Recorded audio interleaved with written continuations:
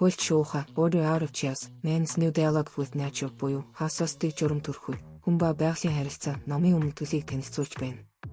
Энэхүү ном нь байгаль нийгэм хүний гэсэн гурван ертөнц хэрхэн харилцан хамааралтай болохыг шинээр тайлбарласан шинжлэх ухааны философийн чухал бүтээл юм.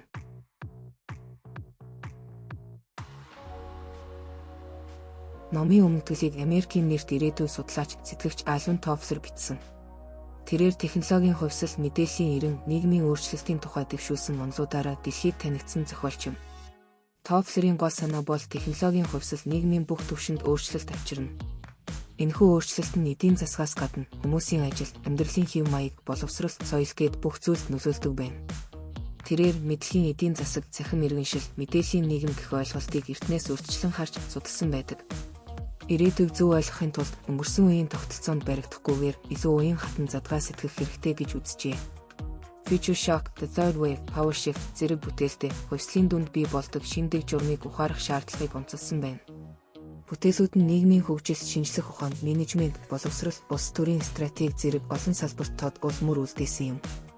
Мөн түүний 3 дахь давалгаа ном нь 1990-ад онд монгол хэлнээ орчуулагдсан зах зээлийн шинэ нийгмийн үзэл санаанд нөлөө үзүүлсэн байдаг.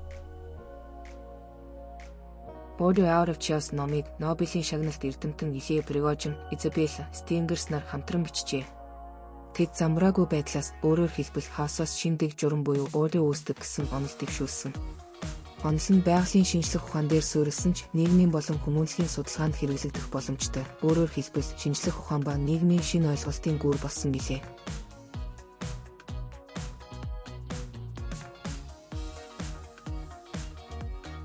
Тофлер өмнө төлдөө замбраагүй байдлаас дэг журам үүсэх тухай байгалийн шинжлэх ухааны онолыг нийгмийн хөгжлийн логиктой холбон тайлбарласан.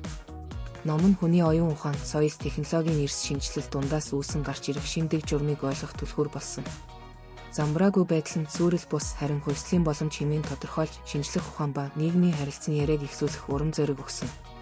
Нийгмийн систем, эдийн засаг, улс төр, хувьслийн явцыг ойлгоход хэрэглэж болох парадигм гэж үзсэн. Шинжлэх ухаан, нийгэм, философийн уялдаа холбоог сэргээсэн хүний байгалийн салшгүй хэсэг гэж харуулах зорилготой шинжлэх ухааны шинэ эрен үеийг нээсэн бүтээл хэмээн тодорхойлсон байна.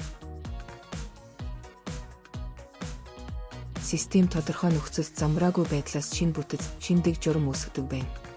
Орчин үед шинжлэх ухааны хэсэгчлэн задлах арга барилаар туйлшран хөгжүүлсэн нь хожим юмс үзэгдлийг цогцоор харах чадварыг алдагдуулсан. Улмаар шинжлэх ухаанд хэд нарийн мэрэгшил тусгаарлал үүсгэсэн. Тиймээс Пригожин үүнийг засахыг хүсэж шинжлэх ухааны салбаруудыг дахин нэгтгэх, байгалийн үзэгдэл, хүний ертөнцийг нэгэн цогц байдлаар авч үзжээ. Сонгодог механик үзэл ба статик тогтвортой загварыг үгүйсгэн нээлттэй систем, тогтворгүй байдал, хугацаа ба хувьсэл зэрэг ойлголтыг шинжлэх ухааны төвд авчирсан байна. Номд хэд хэдэн ойлголт гардаг. Тухайлбал замбраагүй байдал буюу хаос. Байгалийн түвшинд замбраагүй байдал нь задрал төдий биш, тодорхой нөхцөлд шинэ бүтэц, тогтолцоо бий болгох их үүсвэр болдог байна. Диспатив бүтэц. Систем замбраагүй нөхцөлд оршин байхдаа задрах бус, харин шинэ дэс дараалал, бүтэц үүсгэн хөгжих боломжтой. Өөрөө зохион байгуулах. Систем тодорхой нөхцөлд өөрийгөө зохион байгуулж, шинэ түвшинд шилжиж чадна. Энтроп гэдэг нь замбраагүй байдлын өсөлт төдий бус, шинэ бүтэц төрөхөд чиглүүлэх хүч болно. Эдгээр ойлголт нь байгаль нийгмийн ялч системд хамааралтай юм.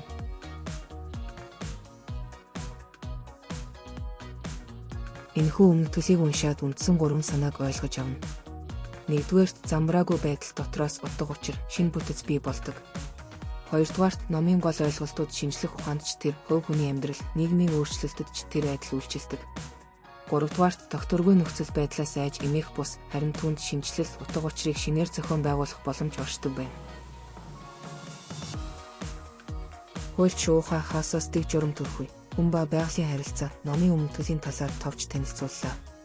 Байгалийн замбраагүй байдал дундаас шинэдэг журам төрдөг гэсэн энэ үзэл нь шинжлэх ухаан төдийгүй бидний өдөр тутмын амьдрал, нийгмийн хувьсэл өөрчлөлтийг шинээр харах үнцэг болно.